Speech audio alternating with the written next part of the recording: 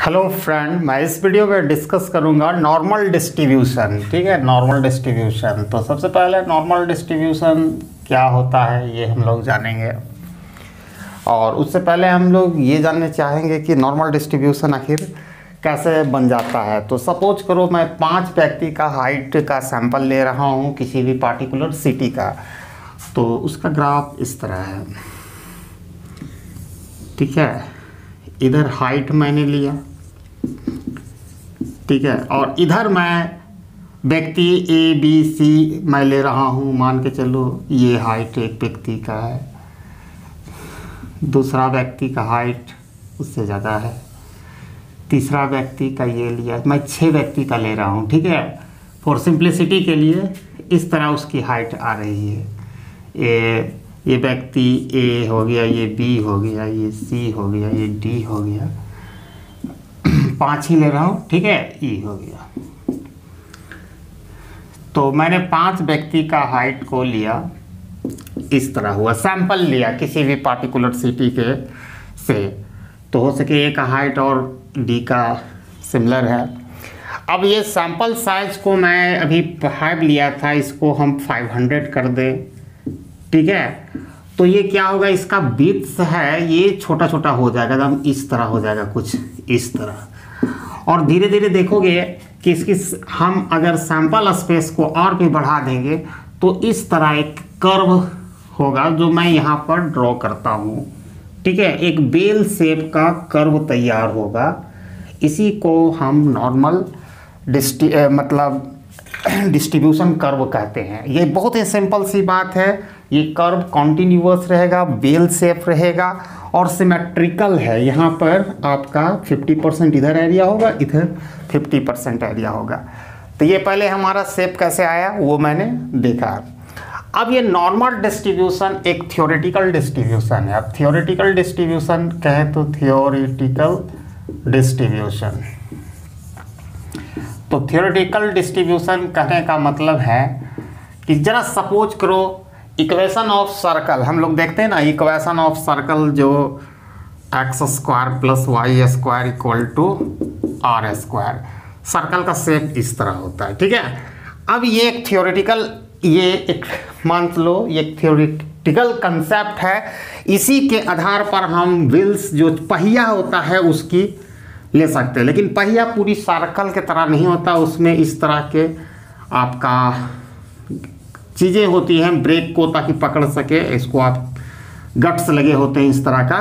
तो सर्कल ये पूरा पूरी व्हील्स सर्कल नहीं होती है, जो पहिया होती है पूरा पूरी सर्कल नहीं होता है, लेकिन इसके ये एक मतलब थ्योरेटिकल कंसेप्ट से मैं सर्कल का बहुत सारी चीज़ों को जान सकता हूँ।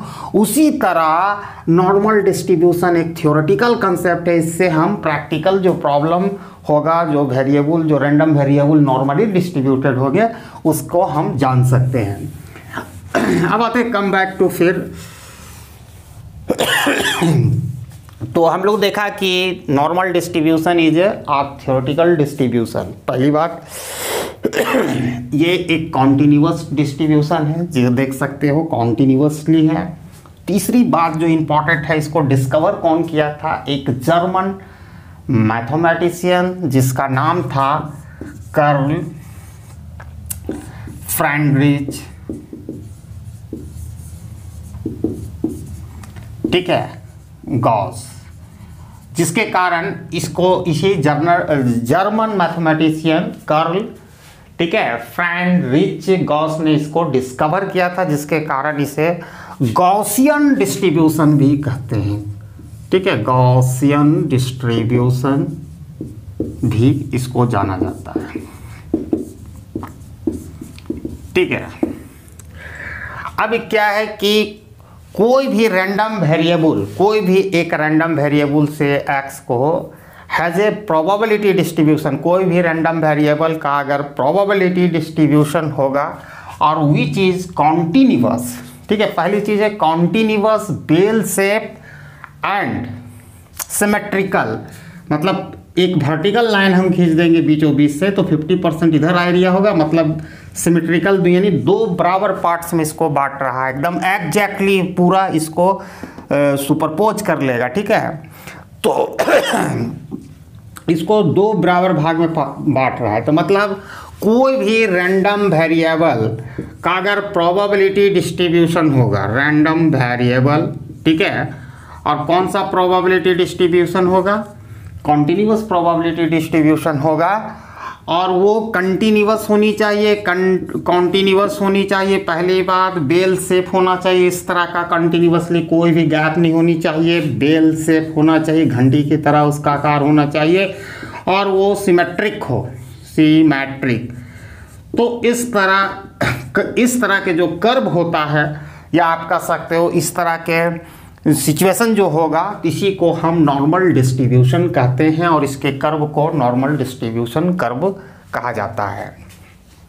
ठीक है, अब इसका जो इक्वेशन फॉर नॉर्मल डिस्ट्रीब्यूशन को जो दिया जाता है उसको हम लोग देखेंगे।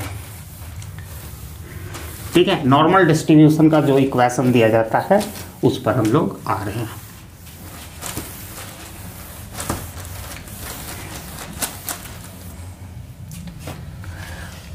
जो mathematical formula for normal distribution, y equal to e⁻ minus x minus mu square divided by 2 sigma square sigma √2 पाई।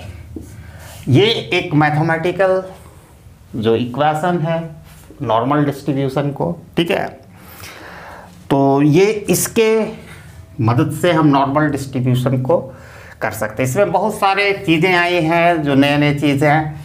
जो E है अप्रोक्सीमेटली, जिसको साइन हम इस तरह कहते हैं, इसकी वैल्यू होती है 2.718। पाई होता है, इसका अगर फ्रैक्शन में वैल्यू हो, अप्रोक्सीमेटली का ये साइन, इसका मतलब ही हो रहा है अप्रोक्सीमेटली। जो इस तरह का साइन होता है, इसको हम मैथमेटिकली सिंबल ये देते हैं, और इसका मतलब होता है अप्रोक्सीमेटली, मतलब लगभग, ये पूरी नहीं, लेकिन अप्रोक्सीमेटली लगभग वो इतनी आ रही है। तो पाई भी होता है 22/7, अगर फ्रैक्शन में देखो, डेसिमल में देखोगे 3.14। ठीक है, इसके अतिरिक्त इसमें म्यू आ रहा है, जिसको पॉपुलेशन ठीक है मीन कहते हैं, और सिग्मा जो है उसको हम लोग पॉपुलेशन स्टैंडर्ड डेविएशन कहते हैं, ठीक है। अब ये क्या है कि इसका जो शेप और position of a normal distribution curve, यहाँ देखो शेप, ठीक है, and position of a normal distribution curve depend करता है 2 पैरामीटर्स, जिसको हम लोग मीन यानी म्यू, और दूसरा है स्टैंडर्ड डेविएशन सिग्मा। अब जो उसका शेप जो चेंज करेगा वो रिस्पॉन्सिबल होगा सिग्मा, डिफरेंट सिग्मा, ये इसका शेप को चेंज करेगा, और पोजीशन को चेंज करता है मीन, यानी स्टैंडर्ड डेविएशन के कारण इसका शेप चेंज होता है, और पोजीशन इसका चेंज किस लिए होता है, मीन के कारण। ये यूजुअली जितना भी नॉर्मली डिस्ट्रीब्यूटेड वेरिएबल होगा उसका अपना ऑन नॉर्मल डिस्ट्रीब्यूशन कर्व होगा, वो डिपेंड करेगा वैल्यू ऑफ मीन और स्टैंडर्ड डेविएशन। ठीक है, अब मैं आपको इसको प्रूव करके मैंने प्रूव क्या मतलब, आपको ग्राफिकली इसको हम समझाने का प्रयास करेंगे। तो आपको सपोज करना है, मैं 2 केसेस करूंगा, आपको पूरा क्लियर आ जाएगा पोजीशन और शेप कैसे चेंज होता है नॉर्मल डिस्ट्रीब्यूशन कर्व का। तो सबसे पहले आप कंसीडर करो कि मैं एक रैंडम वेरिएबल है जो नॉर्मली डिस्ट्रीब्यूटेड है, जिसका मीन 0 और स्टैंडर्ड डेविएशन 2 है, 1 है।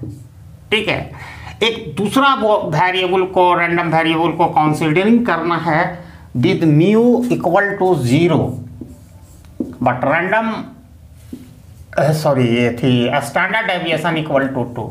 अब यहाँ देखते हो कि सेम आपका मीन है, लेकिन स्टैंडर्ड डेविएशन अलग अलग है। आप इसको ग्राफिकली ट्रांसलेट करोगे तो कुछ इस तरह का फिगर्स आएगा।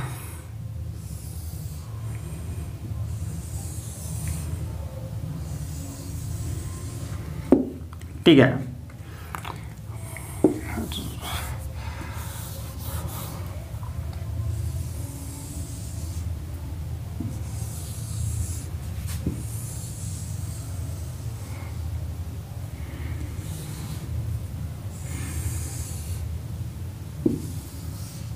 ठीक है। तो यहाँ पर दो है, ये जो पहला वाला जो ज़्यादा पिक्ड वाला है, इसमें जो कर्व है जिसका म्यू 0 है, ठीक है, म्यू 0 है यानी मीन्स 0 है, बट इसका स्टैंडर्ड डेविएशन 1 है। और दूसरा वाला कर्व है जिसका म्यू 0 है, मीन 0 है, लेकिन स्टैंडर्ड डेविएशन 2 है।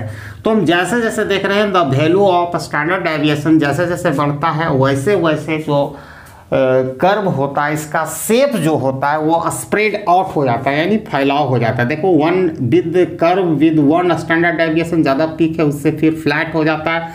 अगर मान लो तीसरा लेते हैं स्टैंडर्ड डेविएशन 3 के साथ, तो वो और भी फ्लैटेड इस तरह नजर आएगी। ठीक है, तो यहाँ सेम मीन होने पर, ठीक है, सेम मीन होने पर लेकिन स्टैंडर्ड डेविएशन अलग अलग होने के कारण इसका कर्व का शेप बदल जाता है। अब दूसरा मैं केस कंसिडर करता हूँ जिसमें आपको मीन चेंज होगा, स्टैंडर्ड डेविएशन मान लो दोनों का 2 है, एक का मीन 0 है और दूसरा का मीन 2 है। तो इस स्थिति में किस तरह इसका पोजीशन चेंज होगा मैं उस पर कंसिडर करूँगा।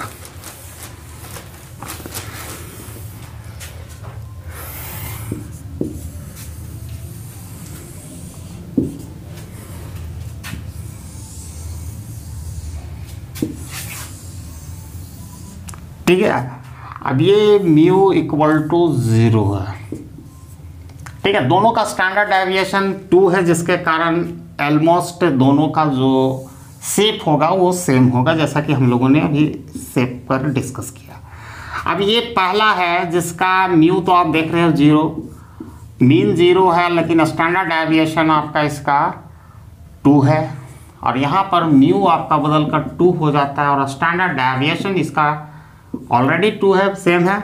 तो आप देखो कि जैसे ही यहाँ मीन 0 और स्टैंडर्ड डेविएशन 2 है, ठीक है, जैसे ही इसका मीन 2 हो जाता है तो ये 2 यूनिट, ठीक है, राइट साइड ये मूव करता है अपना पोजीशन, और स्टैंडर्ड डेविएशन दोनों केस में सेम होने के कारण इसका शेप मतलब सेम रहता है। ठीक है, तो यहाँ पर हमने नॉर्मल डिस्ट्रीब्यूशन का डिस्कस किया और इसमें मैंने समझाया कि कैसे इसका दोनों पैरामीटर जो मीन और स्टैंडर्ड डेविएशन के कारण शेप और इसके पोजीशन में परिवर्तन होता है, उस पर मैंने डिस्कस किया। और नेक्स्ट वीडियो में मैं कवर करूंगा इसकी प्रॉपर्टीज़, और आगे के वीडियो में स्टैंडर्ड नॉर्मल डिस्ट्रीब्यूशन पर करेंगे, फिर कुछ न्यूमेरिकल प्रॉब्लम का सलूशन भी करेंगे, किस तरह का पॉसिबल टाइप ऑफ कर्व होगा। तो प्लीज़ अगर आप हमारे चैनल में पहली बार आएँ तो सब्सक्राइब करें और प्रेस करें bell icon for all notification, ताकि हमारे लेटेस्ट वीडियो का नोटिफिकेशन ज़्यादा से ज़्यादा मिल सके। और इस तरह के वीडियो एंजॉय करना है तो अभी ही सब्सक्राइब करें और ज़्यादा से ज़्यादा लोगों तक पहुँचाएँ। Thanks for watching my video. टेल एंड जय हिंद।